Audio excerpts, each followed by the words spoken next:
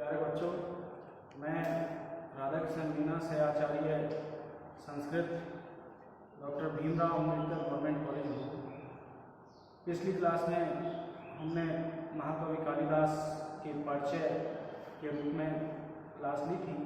अब आज महाकवि कालिदास द्वारा रचित अभिज्ञान शाकुंतलम की कथा वस्तु के ऊपर हम चर्चा करने जा रहे हैं। तो देखिए, दो बिंदुओं पर चर्चा करना चाहेंगे, क्योंकि एक तो महाभारत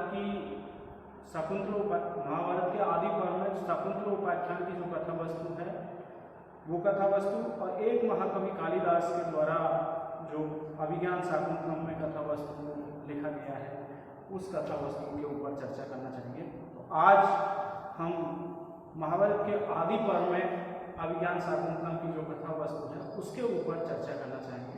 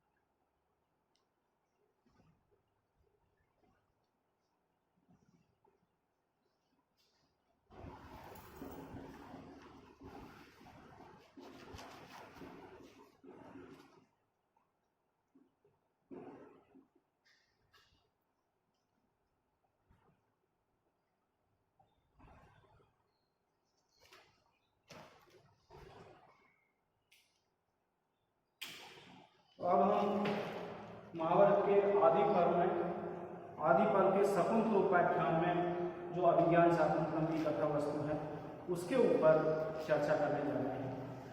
देखिए, हस्तिनापुर का राजा दुष्यंत है, वो एक दिन शिकार करता हुआ उस जंगल में पहुंच जाता है जिस जंगल में महर्षि कर्ण का आश्रम था।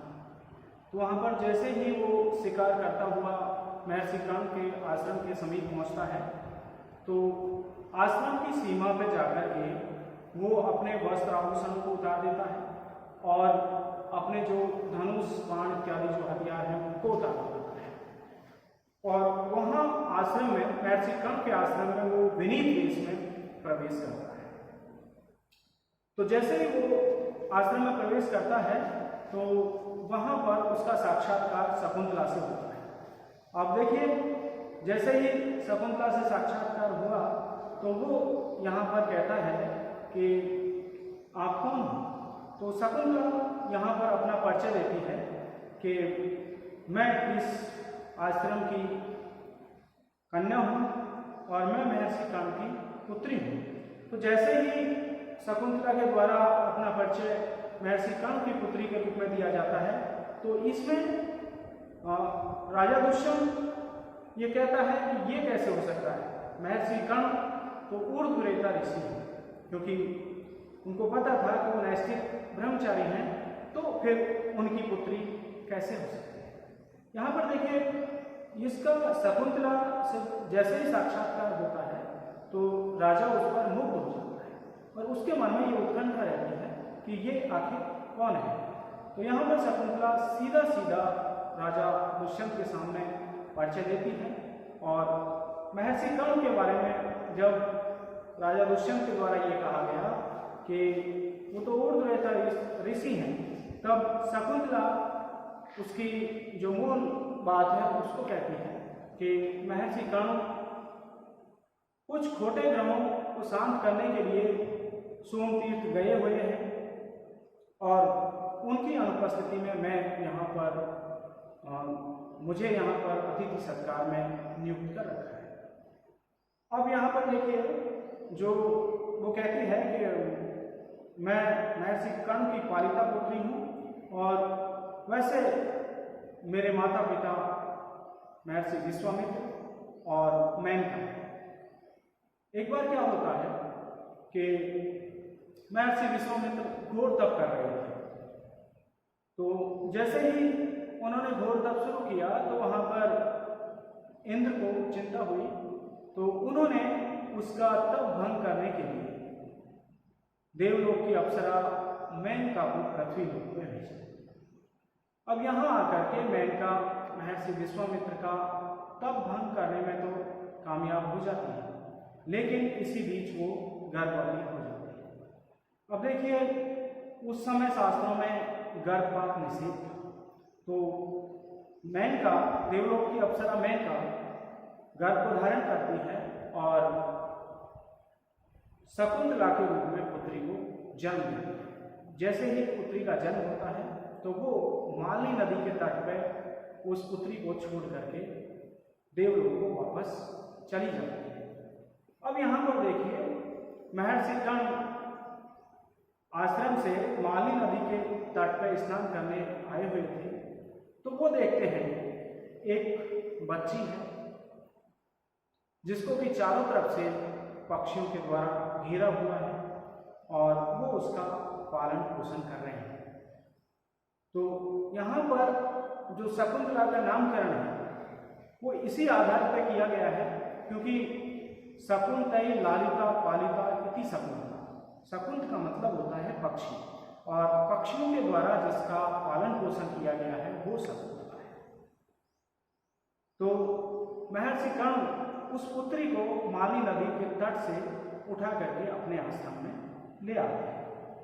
वहाँ लाकर के उसका पालन पोषण करते हैं और वो बड़ी होती है और उसी आश्रम में पाली बड़ी है, इसलिए वो कहती है कि मैं महर्षि कर्ण की पालिता पुत्री हूँ और वास्तविक रूप में मेरे माता पिता महर्षि विश्वामित्र और मैं महर्षि विश्वामित्र और मेनका के शुक्र से उत्पन्न हुई। इस तरह अपना परिचय वो देती है। तो यहाँ पर राजा और अधिक उसका जो विश्वास है वो और अधिक दृढ़ हो जाता है, क्योंकि वो जब आश्रम में प्रवेश करता है तो उस समय शकुंतला को देखते ही उस पर मुग्ध हो जाता है। तो यहाँ पर अब उसको ये पता चल गया कि ये क्षत्रिय के द्वारा उत्पन्न है, क्योंकि महर्षि विश्वामित्र क्षत्रिय थे, तो इसके जो माता पिता हैं वो क्षत्रिय हैं, इसलिए उसको शकुंतला से विवाह करने में कोई दिक्कत नहीं रही। अब वो शकुंतला के सामने, क्योंकि आश्रम में आता है और शकुंतला से उसका परिचय हो गया, अब शकुंतला के सामने विवाह का प्रस्ताव रखते हैं। तो शकुंतला वहां पर मना करती है। वो कहती है कि महर्षि कर्ण सोमतीर्थ गए हुए हैं और वो जब तक लौट करके नहीं आ जाते तब तक मैं आपके साथ में विवाह नहीं कर सकता। तो राजा शकुंतला से कहता है कि हम जो विवाह करने जा रहे हैं वो गांधर्व रीति से होने वाला विवाह है। गांधर्व रीति के विवाह में माता पिता से उसकी अनुमति लेना आवश्यक नहीं है, इसलिए आप मेरे से एकांत में गांधर्व विवाह कर सकते हैं, क्योंकि ये शास्त्रों के द्वारा मान्य भी है। तो शकुंतला जब इस तरह राजा के द्वारा तर्क दिया जाता है तो शकुंतला विवाह के लिए राजी हो जाती है और उन दोनों का गांधर्व रीति से विवाह होता है। विवाह के पश्चात वो गर्भवती हो जाती है, क्योंकि राजा उसके साथ में सहवास करता है और सहवास से वो गर्भ धारण कर लेती है। और फिर एक बात और कहना चाहूँगा कि जब विवाह किया जाता है तो उससे पहले शकुंतला एक शर्त रखती है कि मैं आपसे विवाह तो कर लूँगी, लेकिन मेरे द्वारा उत्पन्न पुत्र आपके राज्य का उत्तराधिकारी होगा। तो राजा शकुंतला की इस शर्त को सहर्ष स्वीकार कर लेते हैं और उनके साथ में सहवास करते हैं और सहवास के पश्चात वो गर्भवती हो जाती है। अब देखिए, यहाँ पर महर्षि कर्ण सोमतीर्थ से लौट करके नहीं आए और राजा दुष्यंत शकुंतला को वहाँ आश्रम में छोड़ करके अब अपनी राजधानी हस्तिनापुर लौटना चाहता है और वो शकुंतला से कहता है कि मैं अपनी राजधानी लौटकर राजधानी में पहुँच पहुंचूंगा तब वहां से मैं आपको लेवा लाने के लिए चतुरंगिनी सेना भेजूंगा और आपको वो चतुरंगिनी सेना के साथ में मैं हस्तिनापुर वापस बुला लूंगा। इस तरह से राजा दुष्यंत वहां पर शकुंतला से कह करके और वो अपनी राजधानी हस्तिनापुर को वापस लौट जाते हैं। अब देखिए इसके बाद में महर्षि कर्ण सोम तीर्थ से लौट करके वापस आते हैं। तो जैसे ही वो आश्रम में प्रवेश करते हैं, प्रवेश करने के बाद में वो पाकशाला में जाते हैं और ध्यान अवस्था करते हैं। तो उनको ये पता लग जाता है कि शकुंतला इस समय गर्भवती है, क्योंकि वो ध्यान अवस्थित होकर के ये पता लगा लेते हैं कि शकुंतला के द्वारा राजा दुष्यंत के साथ में गांधार बेटी से विवाह कर लिया गया है और उससे ये गर्भवती हो चुकी है। लेकिन यहाँ पर महर्षि कर्ण ये कहते हैं कि आपको एक योग्य पति मिला है, इसलिए उसको उसके समर्थन में उसको एक आशीर्वाद भी देते हैं कि आप वीर और यशस्वी पुत्र को प्राप्त करें। अब देखिए राजा दुष्यंत राजधानी को लौट गया है, महर्षि कर्ण सोम तीर्थ से लौट करके वापस अपने आश्रम में आ गए हैं। इतने दिन बीत जाने के बाद में शकुंतला पुत्र को जन्म देती है, पर इसके बाद में भी राजा वहां शकुंतला को वापस राजधानी बुलाने के लिए किसी प्रकार की कोई चतुरंगिनी सेना नहीं भेजते। अब देखिए राजा ने चतुरंगिनी सेना नहीं भेजी, महर्षि कर्ण ने उसको आश्रम में रखा और शकुंतला ने पुत्र को उत्पन्न किया और वह पुत्र बहुत वीर था, पराक्रमी था और हिंसक जो जानवर थे उनका दमन करने वाला था। हिंसक जानवरों का दमन करने के कारण उसके पुत्र का नाम सर्वदमन रखा गया। अब यह पुत्र जब 7 वर्ष का हो गया तब जो महर्षि कर्ण है वो शकुंतला को अब पति गृह भेजना चाहते हैं। तो यहाँ पर शकुंतला, उसका पुत्र सर्वदमन और 2 ऋषि कुमारों के साथ में शकुंतला की विदाई करते हैं और शकुंतला वहाँ से उन ऋषि कुमारों के साथ में राजधानी हस्तिनापुर पहुँचती है और वहाँ जाकर के वो राजा दुष्यंत की वहाँ अर्चना करती हैं और इसके बाद में राजा दुष्यंत से ये कहती हैं कि महाराज ये आपका पुत्र है, इसको आप युवराज पद पर अभिषेक कीजिए। लेकिन राजा को ये पता होने के बावजूद भी वो वहाँ पर ये कहता है कि मुझे ये आपका पुत्र है। शकुंतला ऐसा कहती है कि ये आपका पुत्र है और मैं आपकी पत्नी हूँ। लेकिन उसको याद होने पर भी राजा मुकर जाता है और कहता है कि मैं आपका पति कैसे। तो शकुंतला को यहाँ पर गहरा आघात पहुँचता है और वो सोचती है कि मैंने 2 घड़ी के मिलन में इससे विवाह करके बहुत बड़ी भूल की है, क्योंकि अब देखिए शकुंतला के पास में कोई चारा नहीं बचता है। अब शकुंतला राजा दुष्यंत के द्वारा पूरी तरह परित्यक्ता हो चुकी है और वो दुखी मन से वहाँ से चलने के लिए उद्धत होती है। लेकिन जैसे ही वो चलने के लिए उद्धत होती है तो आकाश से एक आकाशवाणी होती है। वो आकाशवाणी में ये कहा गया है, भरस पुत्रम दुष्यंतम माँ अवस्थान शकुंतलाम त्वं च अस्य धाता गर्भस सत्यम आहा शकुंतला। यानी हे राजन दुष्यंत, ये शकुंतला आपके पुत्र जो भरत हैं या सर्वदमन हैं उसके आप पिता हो और इस समय जो शकुंतला कह रही है वो सही कह रही है। अब यहाँ पर देखिए इस तरह की आकाशवाणी होती है, उसके बाद में राजा शकुंतला को सहर्ष स्वीकार कर लेते हैं। इसका कारण था क्योंकि जैसे ही शकुंतला वहाँ पहुँची और वो यदि सभासदों के सामने शकुंतला को सीधे सीधे स्वीकार करते हैं तो वहाँ पर उसके चरित्र को लेकर के और उनके पुत्र को लेकर के कई तरह की बातें उठ सकती थी, लेकिन आकाशवाणी के परिणाम स्वरूप राजा दुष्यंत ने शकुंतला को अपना लिया। अब देखिए, महाभारत का जो शकुंतलोपाख्यान है उसमें अभिज्ञान शाकुंतलम की ये कथा वस्तु है, लेकिन इसमें कुछ महत्वपूर्ण दोष आ गए, क्योंकि महाकवि कालिदास ने जब अभिज्ञान शाकुंतलम को लिखा तो उसमें इससे कथा वस्तु को लिया गया, लेकिन इस कथा वस्तु को जैसा इसमें थी वैसा यदि वो महाकवि कालिदास रख देते तो इसमें नायक की दृष्टि से, नायिका की दृष्टि से और रस की दृष्टि से ये निंदित श्रेणी में आता है।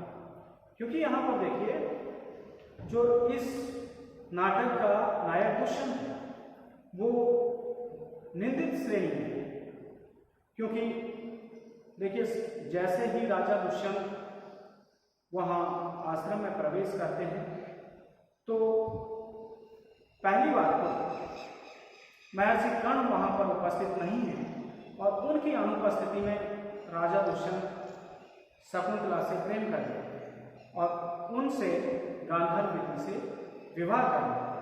चलो विवाह कर भी लिए तो कम से कम राजधानी लौटने से पहले उनको महर्षि कर्ण का इंतजार तो करना था कि महर्षि कर्ण आ जाते तो उसके बाद में वो अपनी राजधानी लौटते, और यदि लौट भी गए तो फिर गर्भावस्था में शकुंतला थी, उसके बाद वो जैसे ही राजधानी पहुंचे तो वहां से शकुंतला को लाने के लिए उनको जो उनके साथ में विश्वास जताया था कि मैं वहां से पहुंच करके आपको लाने के लिए चतुरंगी सेना भेजूंगा, तो उस विश्वास पर भी राजा खरा नहीं होता। और चौथा दोष यह है कि जब उसको शकुंतला के गर्भ से पुत्र उत्पन्न हो गया तो वहां जाकर के उसको स्वीकार भी नहीं करते। तो इसके आधार पर देखिए यहाँ पर जो राजा दुष्यंत है वो एक कामुक व्यक्ति नजर आता है, जो अपने शरीर के सुख के लिए विवाह करता है और इन सब बातों पे खरा नहीं उतरता है। इसलिए ये नायक की श्रेणी में राजा दुष्यंत को इस कथा वस्तु के आधार पर हम नहीं रख सकते। दूसरा, इसकी जो नायिका शकुंतला है उसको भी हम नायिका की श्रेणी में नहीं रख सकते, क्योंकि देखिए राजा दुष्यंत जैसे ही आश्रम में आते हैं और महर्षि कर्ण वहां पर उपस्थित नहीं है, उनको अतिथि सत्कार के लिए नियुक्त करके गए थे, लेकिन जैसे ही राजा वहां आता है तो उससे शकुंतला एक पहाड़ से आए हुए व्यक्ति से सीधे सीधे बात करने लग जाती है। इससे वो एक प्रगल्भा वाचाल मालूम करती है, जो कि एक नायिका का गुण नहीं है। दूसरा, राजा दुष्यंत से वो परिचय करती है और उसके बाद 2 घड़ी के मिलन में वो उससे विवाह कर देती है। तो ये बहुत बड़ी गलती है, क्योंकि प्रेम को पूरी तरह से जांच परख के और तब उसके बाद विवाह तक पहुंचना चाहिए। आधुनिक परिप्रेक्ष्य में जो संबंधों में बिखराव हो रहा है उसका मुख्य कारण यह है क्योंकि शारीरिक सुख के लिए लोग प्रेम कर लेते हैं। तो इस आधार पर यहाँ पर देखिए 2 घड़ी के प्रेम में वो शकुंतला राजा दुष्यंत से गांधार वृत्ति से विवाह कर लेती है। तो इससे ऐसा मालूम पड़ता है कि वो सांसारिक सुख से अपने शरीर को बेचने वाली मालूम पड़ती है, क्योंकि उन्होंने केवल शरीर की जो भूख है उसको शांत करने के लिए ये विवाह करते हैं। तो यहाँ पर देखिए नायिका की दृष्टि में नायिका की जो श्रेणी है उसमें भी शकुंतला को नहीं रखा जा सकता, इसलिए नायिका से संबंधित भी दोष यहाँ पर उत्पन्न हो गया। इसके अलावा जो रस है, तो यहाँ पर देखिए संयोग श्रृंगार है, और महाकवि कालिदास ने जो अभिज्ञान शाकुंतलम लिखा है उसमें विप्रलंब श्रृंगार है, क्योंकि जो प्रेम है या जो संयोग श्रृंगार है वो जो श्रृंगार है वो जब तक उसकी वियोग की अग्नि में नहीं तपेगा तब तक वो पूरी तरह से श्रृंगार रस की श्रेणी में नहीं आएगा। इसलिए रस से संबंधित दोष भी यहाँ उत्पन्न हो गया। अब यहाँ पर देखिए महाकवि कालिदास ने जो अभिज्ञान शाकुंतलम लिखा है उसके अंतर्गत इन सब दोषों को उन्होंने दूर करने का प्रयास किया है। और ये जो कथा वस्तु है महाभारत के आदि पर्व में शकुंतल उपाख्यान की जो कथा वस्तु है इसमें उन्होंने आमूलचूल परिवर्तन किए हैं और जो नाटक के तत्व होते हैं उन सब नाटकीय तत्वों का समायोजन किया है। तो क्या क्या परिवर्तन महाकवि कालिदास ने अपने अभिज्ञान शाकुंतलम में किए हैं उन परिवर्तनों को लेकर के हम अगली क्लास में जो महाकवि कालिदास प्रणीत अभिज्ञान शाकुंतलम की कथा वस्तु है उसमें महाकवि कालिदास ने जो परिवर्तन किए हैं और उनके आधार पर जो कथा वस्तु लिखी है उसकी चर्चा अगली क्लास में।